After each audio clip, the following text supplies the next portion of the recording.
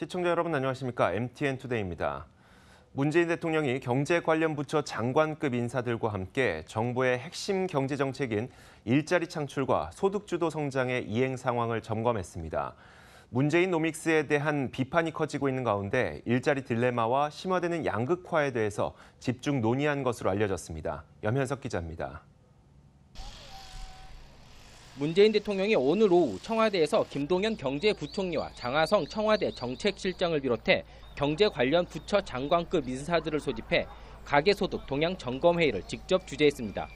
최근 고용과 소득 분배 지표가 악화되는 등 소득 주도 성장에 대한 회의론이 커진 데 따른 것으로 해석됩니다.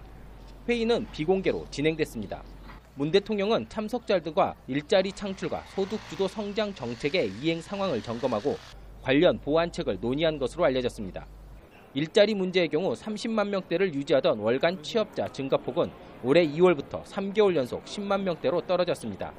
지난해 3, 4분기 연속 증가한 소득 하위 20%의 가계소득은 올해 1분기 기준 1년 전보다 8%나 줄어 소득 상위 20%와 차이가 사상 최대치로 벌어졌습니다. 고용 악화와 양극화 심화 문제는 공교롭게도 최저임금이 크게 오른 이후 불거졌습니다. 정부 출범 후 지난 1년간 분배에 초점을 맞춘 소득 주도 성장 정책을 펼쳤지만 오히려 일자리가 줄고 저소득층의 안전망이 약해진 겁니다. 특히 최저임금 3위법위가 확대된 최저임금 개정안이 어제 국회를 통과하면서 노동계마저 정부의 등을 돌리고 있습니다. 고용노동부 조사 결과에 따르면 최저임금 3위법위 확대로 연소득 2,500만 원 이하 저임금 노동자 가운데 최대 21만 6천 명의 기대 이익이 줄어들 수 있습니다.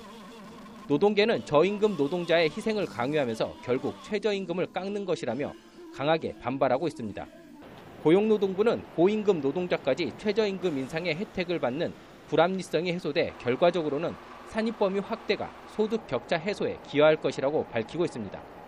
경제정책의 최우선으로 꼽은 일자리 상황은 악화되고 저소득층의 삶의 질도 개선되지 않으면서 문재인 노믹스의 근간이 흔들리고 있습니다.